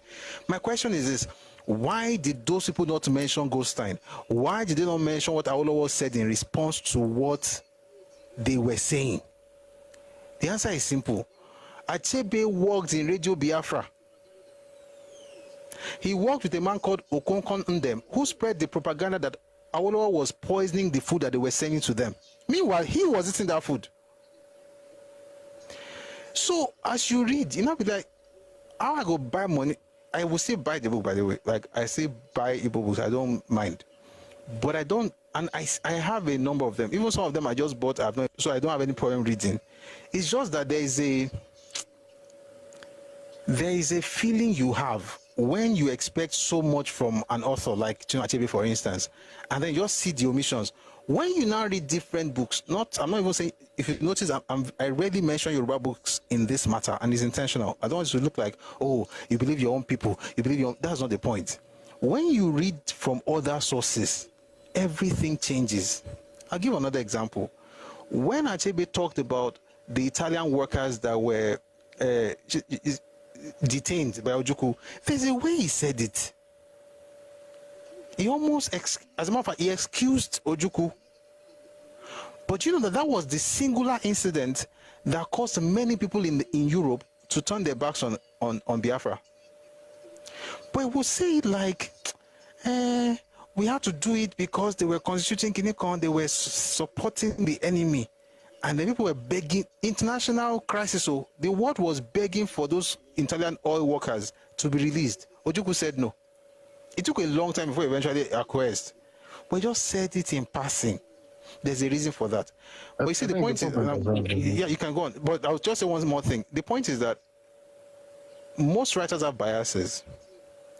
And when I write, if I'm writing, let's say for instance, if I'm writing Christian literature, I write based on the things I've been, how do I put it now? The things I believe, right? It's in the Bible, right? But it's also, there's also doctrinal nuances that you're only going to notice if you understand the difference between denominations and how people understand, Christianity. So if as an Igbo person you are writing a book, I understand that you are Igbo. I get it. So naturally, there are some things you're going to withhold or not say truly. But you see, the point is that you cannot write like that and be doing two things. Number one, claiming that you're objective. Number two, claiming that you are the victim. If you are going to omit stuff, omit it. But don't put in that thing that you are hated, you are victims, but you are better than everybody, which is what Ajebe was saying. In one burst of energy, we overtook Yoruba people. I'm like, when, where, how? So in one sentence, you are the victim. Another sentence, you are the victor. You are better than everybody. You are everything. But the things that made you the victim, you will not mention. I think it's playing on my intelligence. That's why, and a lot of people from the East do that. Maybe because, again, they are products of propaganda for the most part, and it's the truth. And this is me trying to be fair. You see it even in Chimamanda. Yes, it's in Chimamanda. It's the same thing. Ekezie, I'm sorry I spoke for long. Please continue. It's all right. So I love your last the last point you made concerning the fact that everybody most times are biased, and that also lead me to the direct question. Now, do you also have the same equivalent into Zikism in dissecting what is the truth and what is not, and what is the fact and what is not, when it's the contrary or opposite narrative? I'm talking about, let's say, from the other side. The Igbos are bringing up, or like you said, have a particular pattern of writing, and most times when you read it from the point of, let me see if, or trying to be very, very objective to try to sieve out what is the truth, what is factual, what is not really objective. How a writer or Yoruba writer or Northern writer, do you also want to actually, or do you want to grab everything there as long as? No, I don't. So let me give you an example. There's a book by Niya Borishade where I was talking about book is called. The books, or these opposite books also have bias. These are not opposite books. Yes, this is an opposite book. I want to give an example. It's on Victor Banjo. And he was saying things about what he would have expected the Igbos to do. And I was like, why would you expect them to do that? He was writing from a Yoruba perspective. And I still felt like, to be honest, the book was solid. It is a solid book, very solid. But of course, there are points where it would be like, thinking like, they're supposed to be able to do this for him. And I'm like, no. You are the one who knew what made you leave. I mean, your people were asking you to come into Yoruba land. You did not listen. You now went to join Biafra. Whatever you see there, now you cannot be saying that you expect them to do certain things for you. For instance, let me give you a very good example. When he was training the militia, he wanted to switch over to take on the 101st Brigade that eventually he was calling Liberation Army of Nigeria. You know, the people like Madiebo, people like even Philip Effiong had issues with that because Madiebo primarily, to be honest, Philip Effiong is another thing. Madiebo because it was not Yoruba, it was not Igbo. And I was like, and then he said jealousy. So I was like, it can't just be that jealousy, no. You can't just say it's jealousy. Until I read Madiebo's book, my brother, I saw the jealousy there. I don't like, so if you say if somebody does something because of jealousy, I don't like to just say, they are jealous of us. For me, I think it reduces the conversation. Until I now read Madiebo's book, Nigeria's Revolution, I'm like, nah. And then I now read about Madiebo in Adewale Ademoyiga while we struck. Put everything together like, oh, okay, this person talking jealousy is making sense. So I won't say he's jealous because one person said it. I want to be able to corroborate it. It's not anti-Igbo intellectualism that I do. I hope you don't. That's not the point. I'm not. He's not anti-Igbo. It's not like if I see any book from the East, I'm like, if I do that, how come I have my library full of them? I buy because I want to know their thoughts. But once you start and you start saying we're the victim of everybody, and I notice that everybody is saying they're the victim, no. And by the way, I do that for every book, whether it's Oyinbo or it's academic rigor. You question everything, right? And then as you question it, you see the pattern, and you're like, okay, so this is how these folks are. And again, listen to Peter Obi, read Mogalu, Kingsley Mogalu, look at Chimama, read Ngozi Okonjo-Iweala. She wrote a book with another author. The book is called Chinua Achebe, Teacher of Light. I have the book. Read the book. In the war. Even if you were in that war, as long as you're not a player, I take your...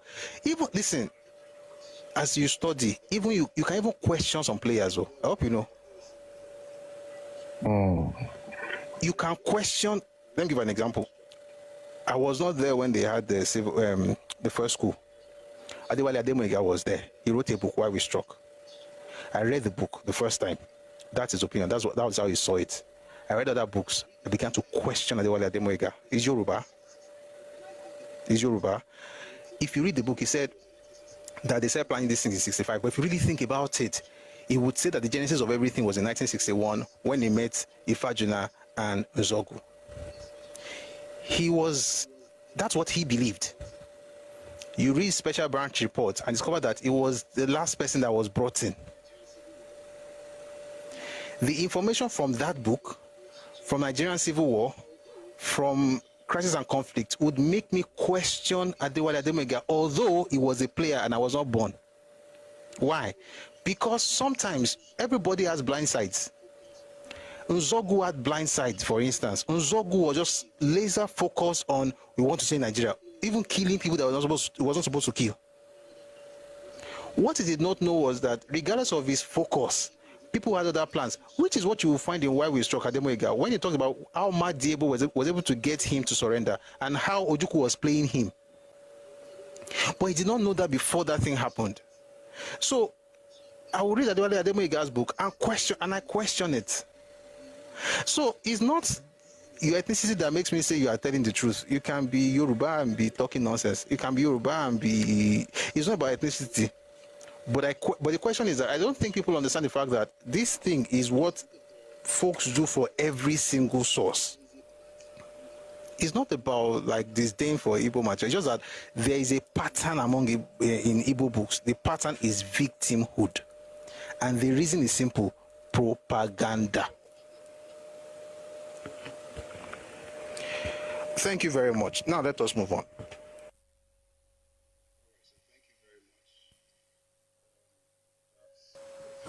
All right, so thank you very much. My name is... That's you've been listening to Unity or Domination, the hidden agenda behind identity erasure. It's a video on the YouTube channel Busui Oris, and you should check out the channel.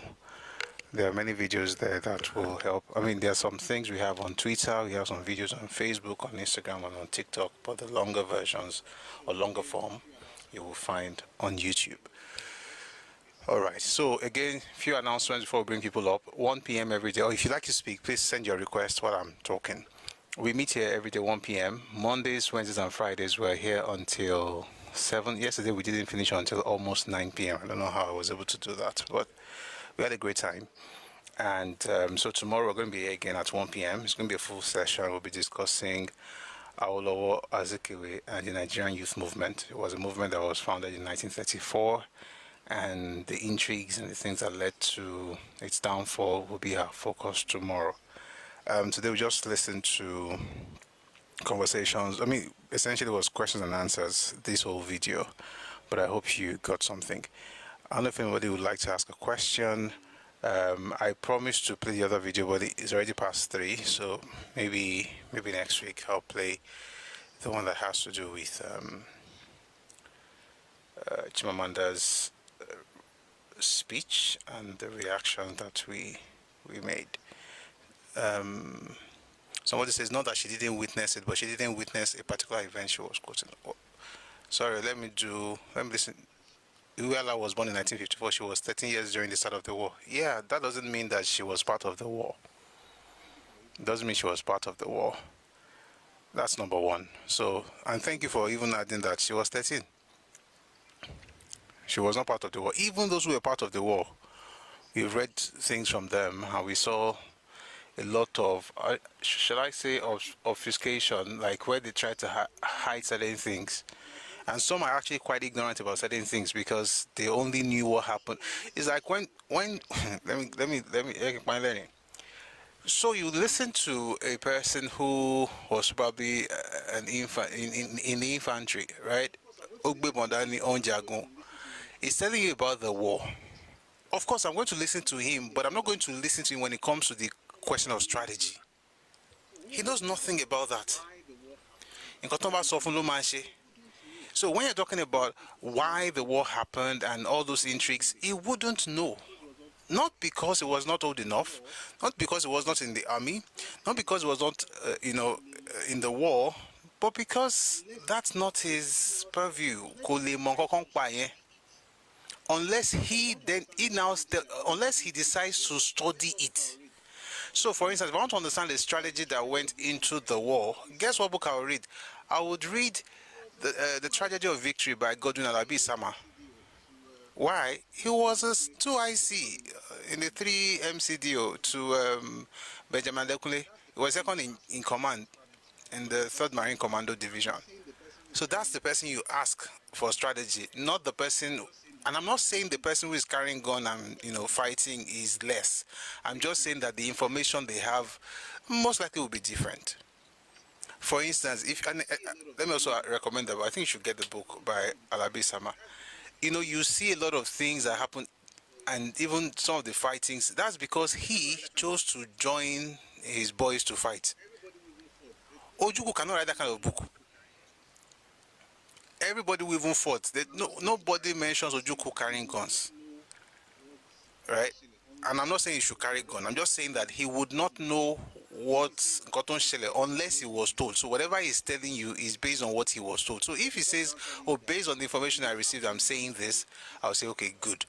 But if he comes around telling you that, listen, this happened on this day, this happened on that, I'm like, oh, God, you are not even there yourself. So that's the thing. So when people say things like Dr. Okonjo-Iweala was born at the time of the war, of course she was born at the time.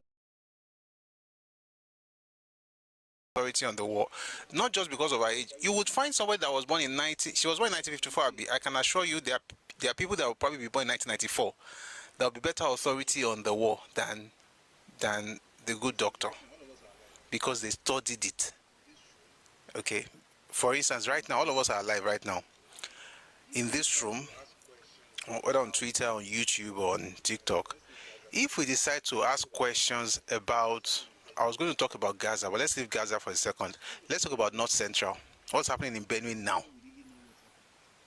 Just because all of us are Agbalagba, does that mean we really know what's happening in Benue? Benue is in Nigeria. Or Benue is not even. I was going to actually talk about Gaza, but let's focus on Benue. If they ask all of us right now to talk about what's happening in Benue, do you really think we know? I mean, I'm not saying nobody here. I'm very sure many of you are very knowledgeable. But do you really think most of us have an idea what is happening in Benue?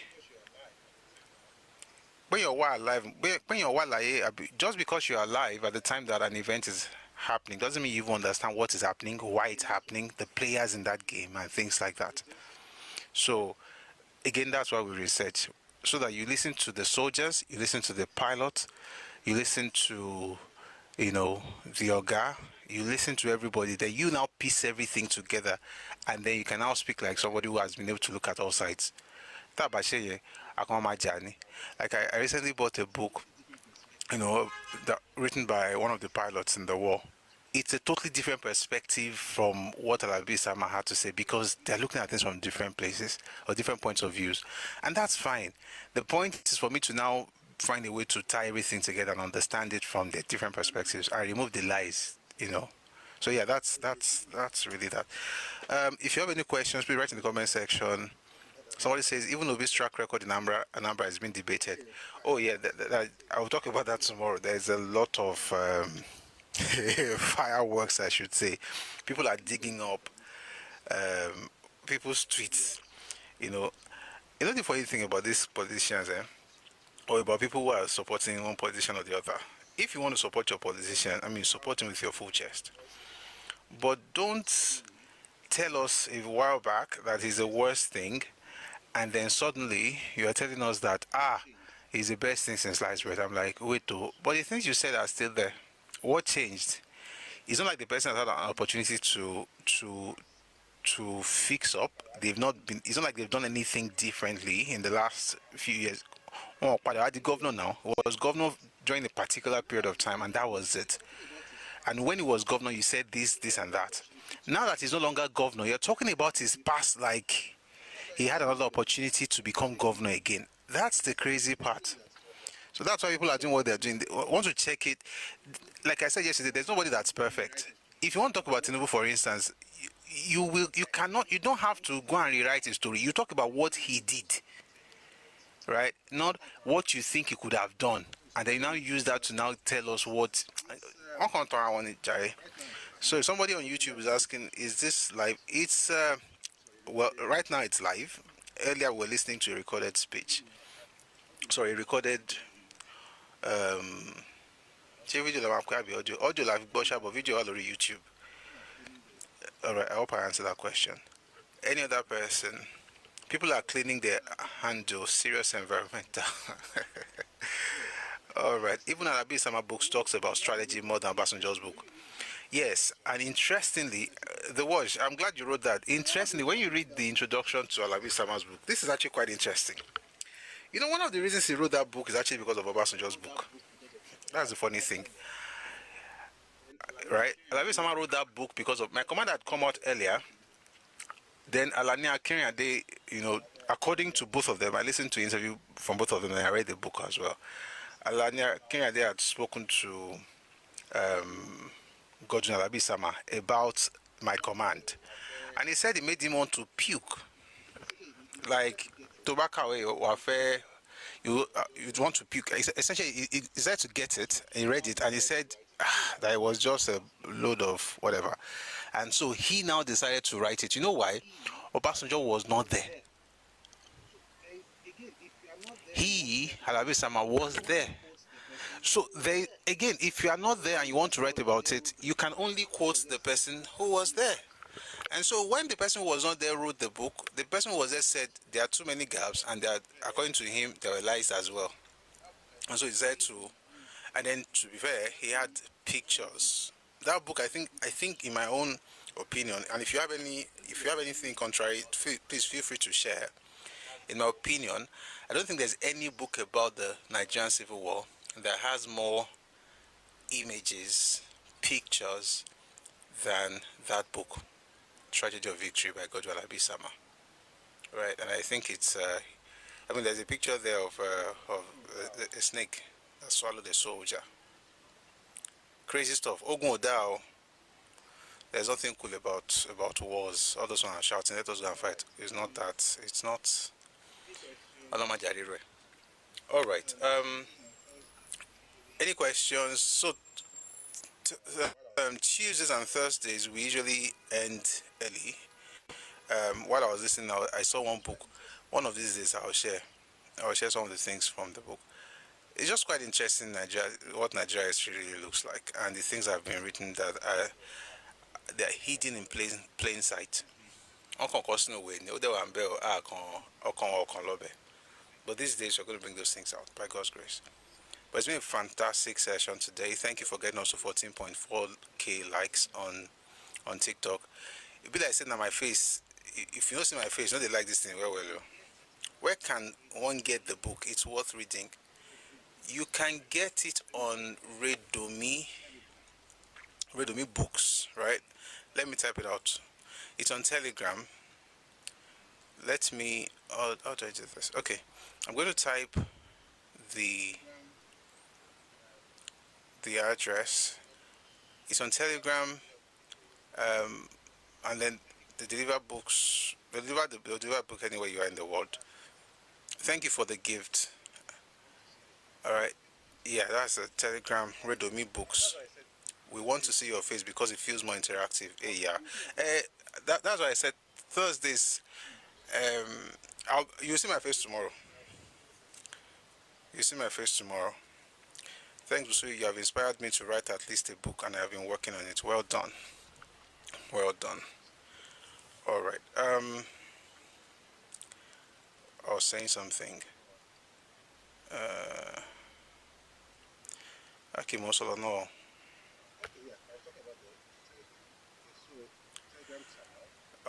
Okay, yeah, I was talking about the Telegram group. Yeah, so Telegram channel. You can order the books. They'll deliver it to you anywhere you are in the world. But I have no joy with Redomi Books. You have no joy. What do you mean you have no joy? You have no joy. Get into my wow. What does it mean? Please give me a second. Let me quickly do something. Just 1 second.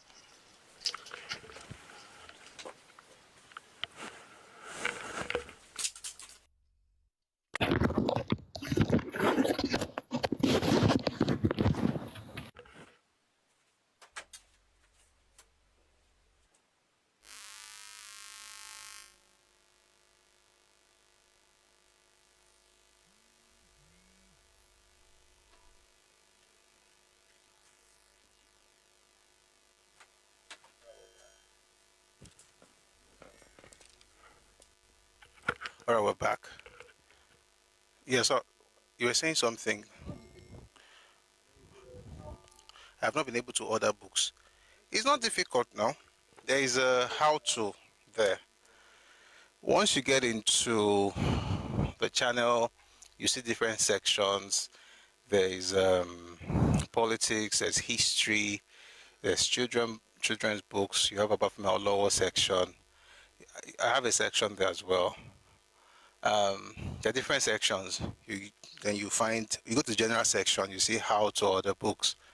You pick the ones you want, you send a message to Redomi Realm, and then you get the quote, and yeah, you get the books. It's not difficult. Somebody said I should show my face. Be like saying that my face, you guys are like, because now we're on 17.3k. So if I show my face, it's now multiply. It is well. Yeah, but we'll have a full session tomorrow. We're going to continue the series on Awolowo. Prof, let's conclude this weekend on the website. Call Shola and watch it. No problem. No problem. Thank you very much. We'll do that. Okay.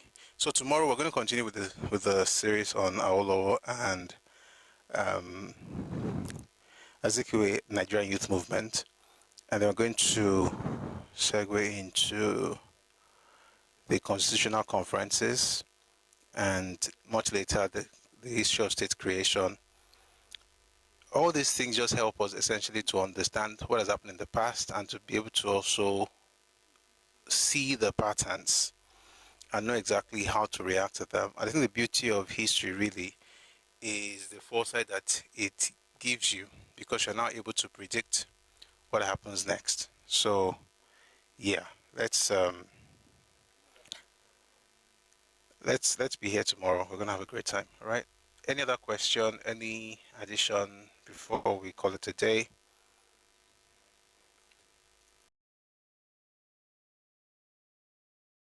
Around 2023 to 2031.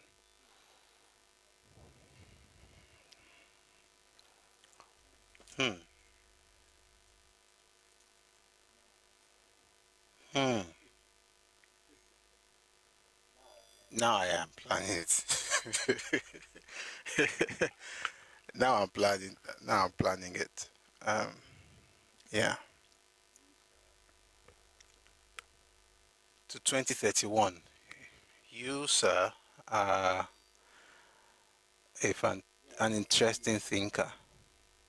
Quite interesting, isn't it? Yeah, I'm planning it now. Even if I wasn't planning it before, I'm planning it now. Yeah. Yeah. Thank you for bringing that up. All right. It's been nice. Let me go back to my books. We're gonna have another session tomorrow, 1 p.m. Ife time, West African time. We'll be on YouTube and on TikTok tomorrow. Not so much on,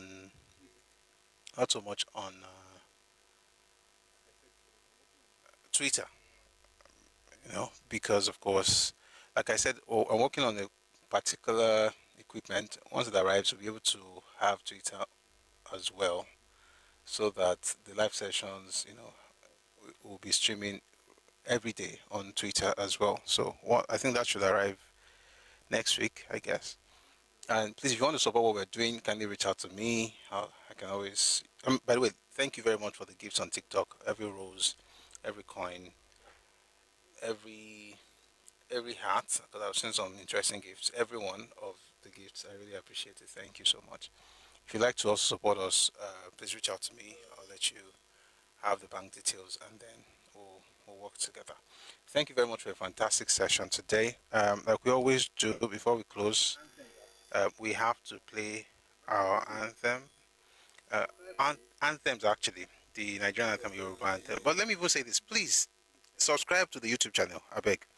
If you have subscribed, by the way, I think this will be the second time I'm even saying something like that. I didn't say it, and you guys brought it up to this number, and thank you very much. But please, let's subscribe. Let's share the videos. Let's ask other people to subscribe. I want to try and spread the message. So please support us by helping to share some of this. Whichever one resonates with you, feel free to share. I get feedbacks, which is quite nice. People are watching, but we want more eyeballs to watch. All right. Thank you very much. For our folks on YouTube, we're going to, you know what? I'm going to do something. There's a way to erase the copyright stuff much later, so I want to start daring YouTube now. I hope I don't forget to remove the copyright stuff. But anyway, we always end the sessions with anthems, so we're going to have the Nigerian anthem and also the Yoruba anthem. And thank you very much for being here. Thanks to everybody in the comment section for engaging and liking and typing, commenting, all those fun things. Thank you very much. I'll see you tomorrow at 1 p.m. But before we go, let's have the anthems, the Nigerian anthem first, and then Yoruba anthem.